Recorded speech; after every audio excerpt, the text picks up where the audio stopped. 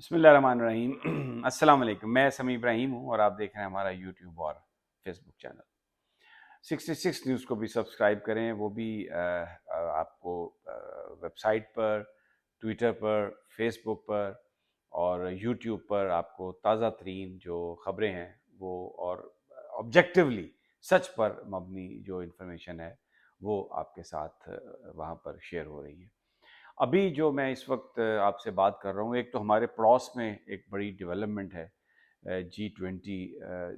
Conference जो है उसके नतीजे में जो कुछ हो रहा है उससे हमें अंदाज़ा होगा कि क्या सूरत हाल है। और दूसरा, इस वक्त हुक्काम पाकिस्तान के भरपूर और सरतोड़ कोशिश कर रहे हैं कि प्रिंस मोहम्मद बिन सलमान भारत से वापसी पर ही चंद घंटे पाकिस्तान में क़याम कर लें या अलहदा पाकिस्तान का कोई विज़िट वो ज़रूर रखें, क्योंकि एक बहुत बड़ा डिप्लोमेटिक स्लैप ये समझा जा रहा है कि भारत वो चले गए हैं और पाकिस्तान नहीं आए। दूसरा जो बड़ी इम्पोर्टेंट डेवलपमेंट मैंने आपको G20 के हवाले से बताई, वो एक रेजोल्यूशन जो वहाँ पर अडॉप्ट की गई है और उसमें जो यूक्रेन पर जो रूस ने हमला किया है उसकी मजम्मत नहीं की गई, लेकिन ये कहा गया है कि जो ताकतें हैं, ममालिक हैं, वो टेरिटरी या इलाके पर कब्जा करने के लिए यूज़ ऑफ पावर जो है, यूज़ ऑफ फोर्स जो है, उसको वो परहेज़ करें। तो इससे जो एक ये था कि जी शायद रेजोल्यूशन कोई ऐसी आएगी जिससे रूस भी नाराज़ हो जाएगा और वेस्ट भी, और ये G20 का जो स्ट्रक्चर है ये बिल्कुल बिखर जाएगा, उससे बचत हुई है। और इसमें अब ये मैं इसको मतलब ज़ाहिर है अगर हम इंडिया और पाकिस्तान में कोई बात करें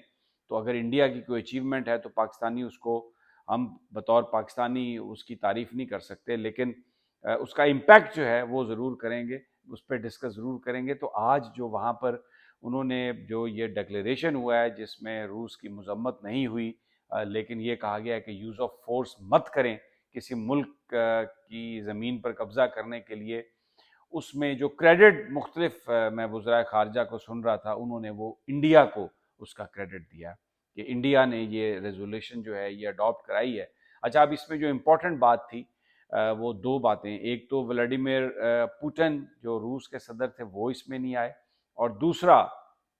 प्रेसिडेंट शी नहीं आए। उसका क्या इम्पैक्ट हुआ, हमें तो ये बताया जा रहा है कि ये बड़ी कॉन्फ्रेंस नाकाम हो गई, बड़ा इसका रंग मान पड़ गया, लेकिन उसका एक दूसरा इम्पैक्ट है। मोहम्मद बिन सलमान के बारे में मैंने आपको बताया कि अब बड़ी कोशिश की जा रही है कि वो कम अज़ कम पाकिस्तान में ज़रूर विज़िट करें, आएँ, और कुछ जो ऑयल रिफाइनरी है सऊदी अरब जो लगाना चाह रहा है, जो हमारी इन्वेस्टमेंट काउंसिल करना चाह रही है,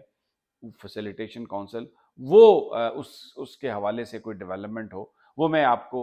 बताता हूँ कि वो सारा उसके हवाले से क्या हो रहा है। लेकिन दूसरी जानिब हम ये देख रहे हैं कि बिलावल भुट्टो जो हैं, उनकी जो इलेक्शन कैंपेन है वो उन्होंने शुरू की है, और एक नई चीज़ इस वक्त पीपल्स पार्टी खेल रही है कि वो जरदारी साहब और बिलावल के बीच एक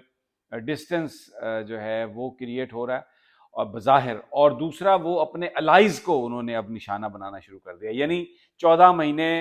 16 महीने मिल के इक़्तिदार के मज़े लूटे,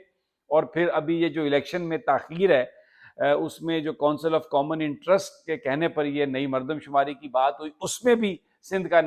वज़ीर आला मुराद अली शाह मौजूद। फिर उसके सारे जो काउंसिल ऑफ कॉमन इंटरेस्ट के इजलास में मरदमशुमारी की मंजूरी दे के इलेक्शन कमीशन से खुद कहा कि जी आप ये नई हल्का बंदियाँ करवाएं, और अब जो एक मुनाफ़कत की सियासत है उसको खेलते हुए बिलावल भुट्टो सिंध में दौरे पर निकले हैं।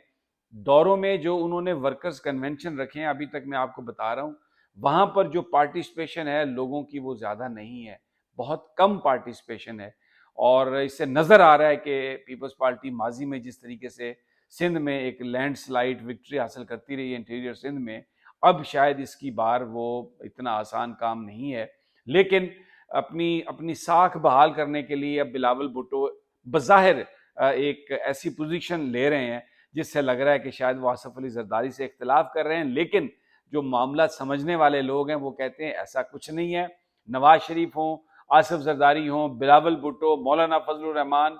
ये सब एक इस वक्त ये ग्रुप है, लेकिन क्योंकि लोग जो हैं वो तहरीक इंसाफ के साथ हैं और इस सारी गुफ्तगू का मकसद सिर्फ ये है कि किसी तरीके से इमरान खान को एक्लिप्स किया जाए, इमरान खान की जो गुफ्तगू है वो ना हो और अब अपोजिशन में बिलावल भुट्टो नजर आए और सारा जो फिनोमेना है, ये जो सारी कहानी है, ये इमरान खान को जीरो करने के लिए है। लेकिन जो वो गुफ्तगू कर रहे हैं, वो कह रहे हैं जी हमारे अलाइज इलेक्शन से भाग रहे हैं, हम 90 दिनों में इलेक्शन चाहते हैं और जरदारी साहब की पोजीशन जो है वो उनकी पोजीशन है, फैमिली मैटर्स में मैं उनकी बात को सुनता हूँ, सियासी मामला में उनकी बात नहीं सुनूंगा। ये सब कुछ वो इक़्तिदार के मज़े लूटने के बाद, और अभी वो कह रहे हैं कि मैंने अपने नाना के ख्वाब पूरे करने हैं। बहुत सारे लोग सवाल कर रहे हैं, ये बता दें कि कौन सा ख्वाब नाना का आप पूरा करना चाह रहे हैं। नाना ने तो कुर्बानी दी थी, जुल्फ़िकार अली भुट्टो ने कॉन्स्टिट्यूशन की सुप्रीमेसी के लिए फांसी का फंदा कबूल किया था, लेकिन ये आज भी जब इमरान खान का नाम लेते हैं तो कहते हैं कि नाहल ने ये कहा, नाहल ने ये कहा। तो वो एक ड्रामा जो है वो पूरी तरह ऑन है। एक और चीज़ जो यहाँ पर मैं आपसे अर्ज़ करता हूँ कि जो भारत में जो G20 कॉन्फ्रेंस हुई है, उसमें सी पैक के मुकाबले के लिए एक नया एक ऐलान किया गया है, एक मेमोरेंडम ऑफ अंडरस्टैंडिंग साइन किया गया है, जिसमें एक नया रास्ता तिजारत के लिए जो जिसमें मिडल ईस्ट सारा शामिल है, सऊदी अरब है, यूएई है, फिर उसमें भारत शामिल है, इंडिया, उसकी बंदरगाहें शामिल हैं, और फिर यूरोप और अमेरिका, ये रूट बनाने की कोशिश की जा रही है। जो चाइनीज़ प्रेसिडेंट शी हैं, उनका जो ये सी पैक जिसे हम कहते हैं, जो उनका इनिशिएटिव पूरे इस खित्ते को रोड्स के ज़रिए और बंदरगाहों के ज़रिए मिलाने का जो मंसूबा, यहाँ पर रीजनल जो तिजारत का जो मंसूबा, जिसमें चाइना फिर सुप्रीमेसी हासिल कर लेगा इस पूरे खित्ते में, उसके तोड़ के लिए अब अमेरिका ने सऊदी अरब और यूएई के साथ मिलकर, इंडिया के साथ मिलकर एक नए जो ट्रेड रूट का उन्होंने ऐलान किया, और उसमें पाकिस्तान को ये कहा जा रहा है कि आप भी इसमें शामिल हों। और बज़ाहिर ऐसा लग रहा है कि हमारे जो अरबाब इख्तियार हैं वो अमेरिका के साथ जाने का फैसला कर चुके हैं, और ये जो नया ट्रेड रूट जो 2 महीने के बाद जिसका पता चलेगा, जिसकी तफसील सामने आएगी, और अब पाकिस्तान के हवाले से बातें शुरू हो गई हैं, हुसैन हक्कानी ने और दूसरे बहुत सारे लोग जो इस हुकूमत के नज़दीक हैं, और माजी में जनरल बाजवा की और इनकी शहबाज शरीफ की, नवाज शरीफ की, आसिफ अली जरदारी की अमेरिका में लॉबिंग कर चुके हैं मुबैना तौर पर। वो ये कह रहे हैं कि खाली बयानबाजी से कुछ नहीं होगा, पाकिस्तान को हकीकी इक़दामात चाहिए, और ये जो सारा ट्रेड रूट बन रहा है इसमें अभी पाकिस्तान शामिल नहीं है, लेकिन अगर वो ये हामी भर ले अमेरिका के साथ आने की, तो फिर वो उस ट्रेड रूट में, उस मंसूबे में शामिल हो सकता है। लेकिन एक बड़ी अहम बात है, अगर उसमें शामिल होता है पाकिस्तान, तो फिर सी पैक के हवाले से क्या हमारा इरादा होगा, उसके हवाले से हमारा क्या मुस्तकबिल होगा, बहुत ही ये इम्पोर्टेंट सवाल हैं। लेकिन पाकिस्तानी मीडिया जो है वो नॉन इश्यूज, आज सारा दिन बारिश नहीं हुई श्रीलंका में, मैच हो गया, मैच नहीं हुआ,